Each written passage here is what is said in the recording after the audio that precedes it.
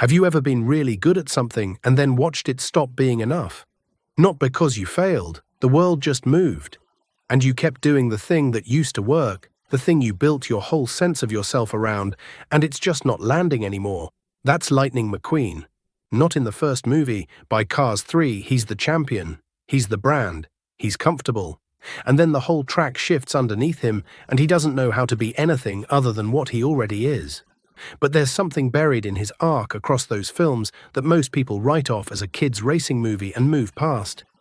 Something real about what reinventing yourself actually costs, and whether the person you built on the way up is the same one who can survive the crash. Let's recall this. McQueen starts as someone who doesn't need anything. That's the whole self. Fastest car on the track. No crew chief.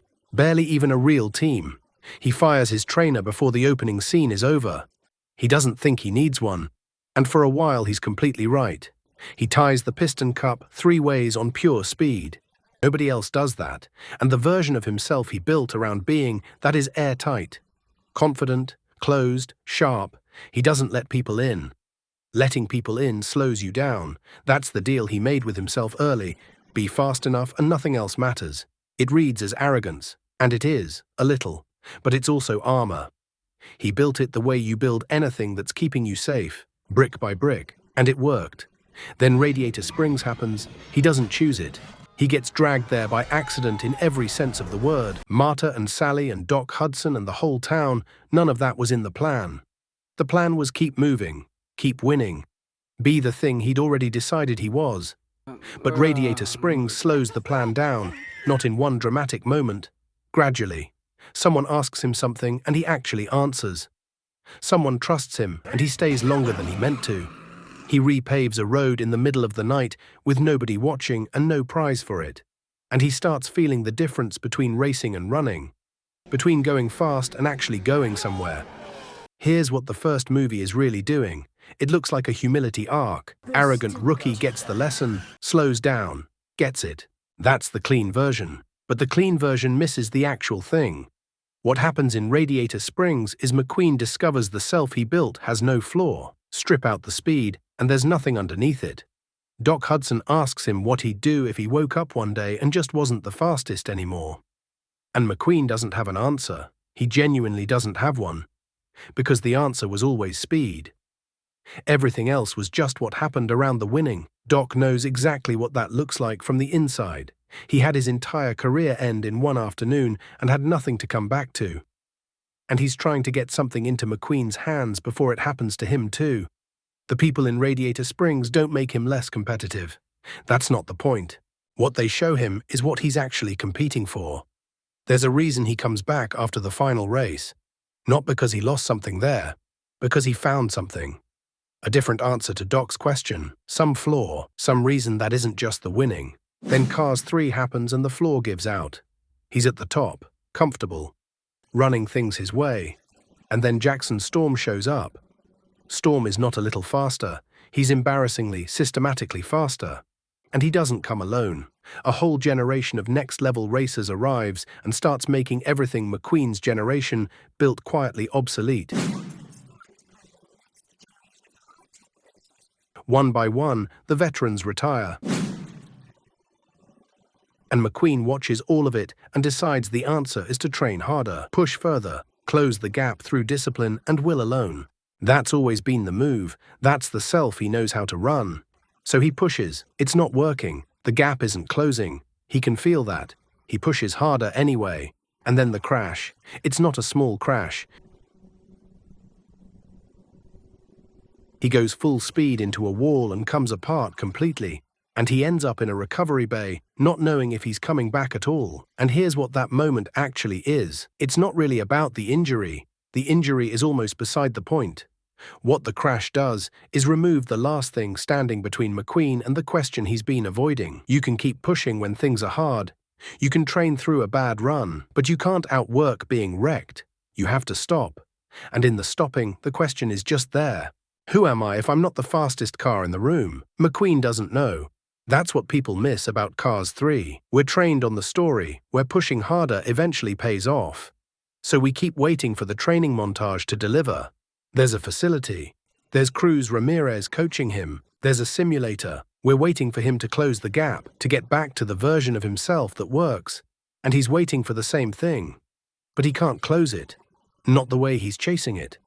Because what he's training toward isn't a speed target. It's a self. He's trying to recover the McQueen who wins. And the movie is quietly asking, underneath all the racing footage, whether that's even the right destination. Here's the thing about trying to get back to a previous version of yourself. It feels productive. It looks like growth. You're in motion. You're trying. But sometimes it's the exact thing keeping you stuck. Because the version you're trying to recover was already a performance, already built for a specific room. When the room changes, no amount of training brings it back. You're not recovering a self. You're reconstructing a costume. The simulator breaks. They end up on old tracks, dirt circuits, places McQueen raced before he became McQueen. And this is where the movie starts doing its actual work. Because Cruz Ramirez starts coming alive on these tracks. She grew up watching McQueen race. Had the dream before she had the vocabulary for it, and she never got the shot. Showed up to her first qualifying event, saw the other cars, and just left before anyone could tell her no. She told herself no first. Then she became a trainer. Safe, adjacent to the thing she actually wanted. And on these old circuits, when the pressure is slightly off and nobody's measuring anything official, she's fast, genuinely fast. And McQueen sees it. And instead of it reading as a threat, it reads like recognition. He knows that feeling. He was that feeling once. Before the sponsorship and the championships and the whole identity he stacked on top of them. He was just a car who loved the feeling of going fast and wanted to find out how far it would take him.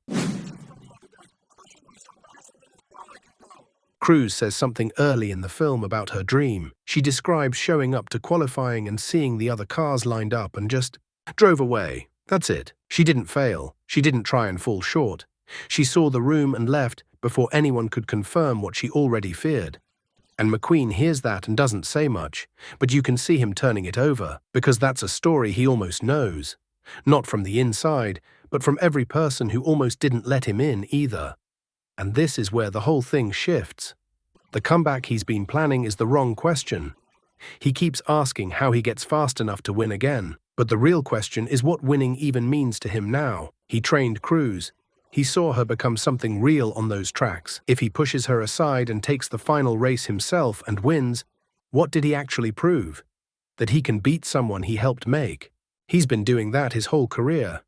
It stopped being enough somewhere in Radiator Springs, and he just didn't notice until now. So he pulls into the pit mid-race and sends Cruz in. She races.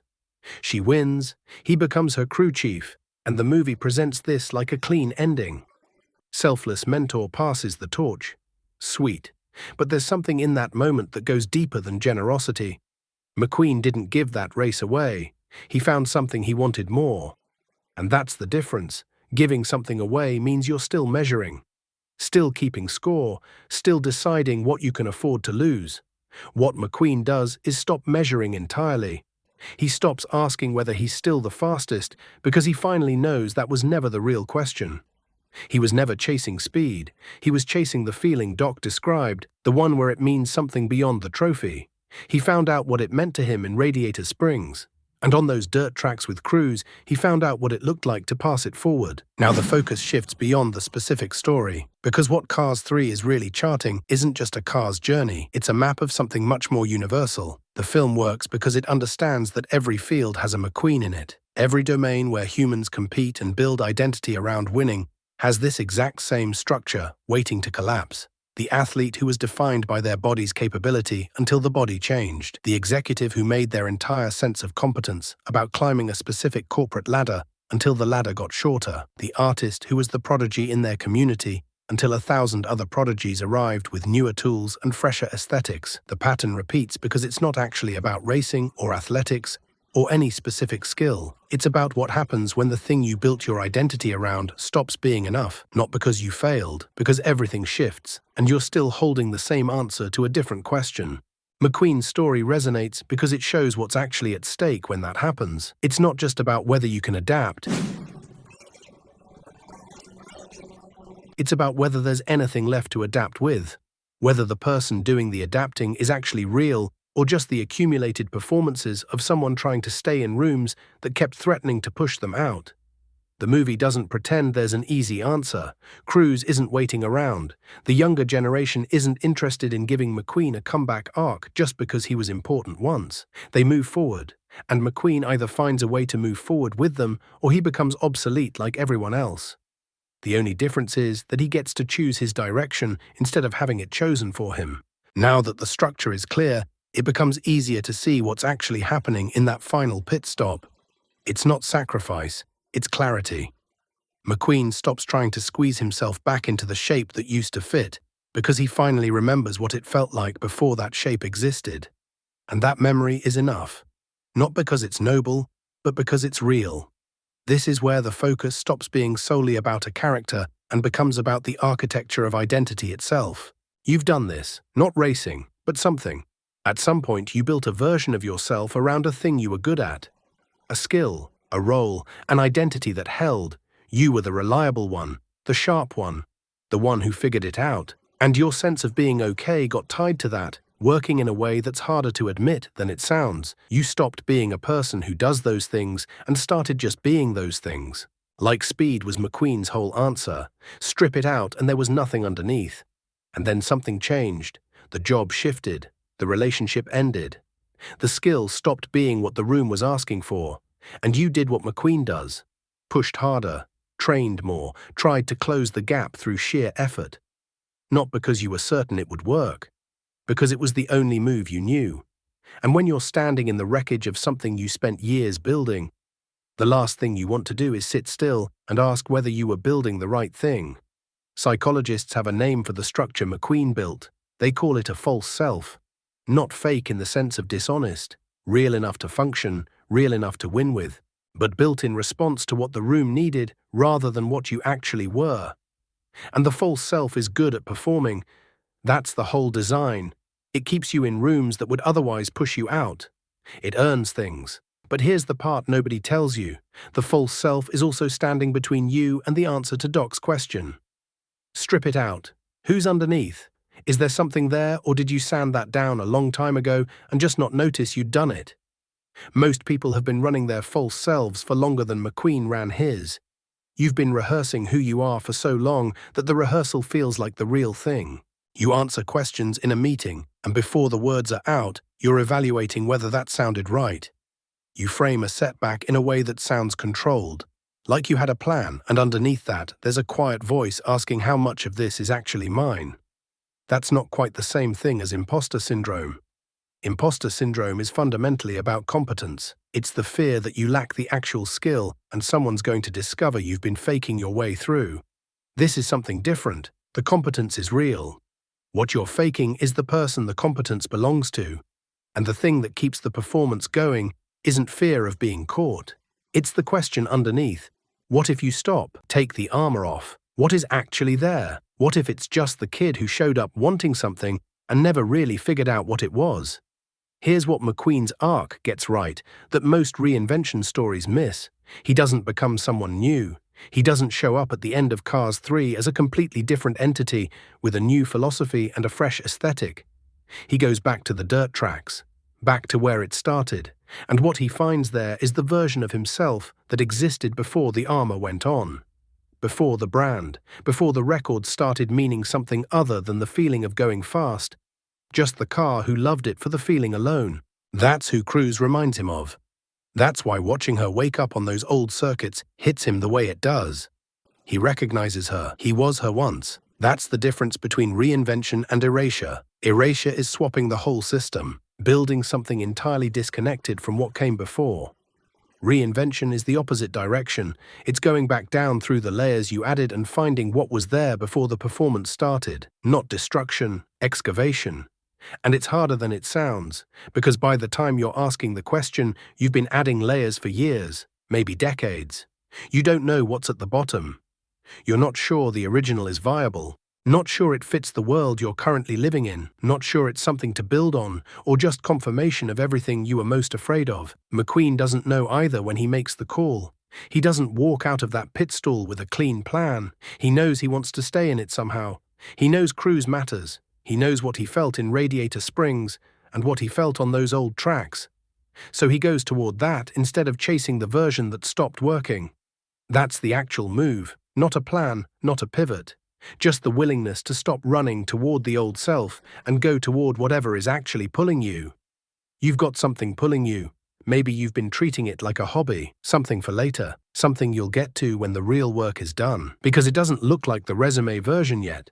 Because it doesn't fit the checklist. Because switching lanes feels like admitting everything before it was a mistake, and you've put too much in to believe that. But here's the thing, it wasn't a mistake. It built you something real. Skills and instincts and a way of moving through hard things that you're going to carry into whatever comes next. McQueen's championships weren't wasted because he became a mentor. The speed was real, the wins mattered, they just weren't the complete answer. And figuring that out, at whatever point you figure it out, that's not a loss.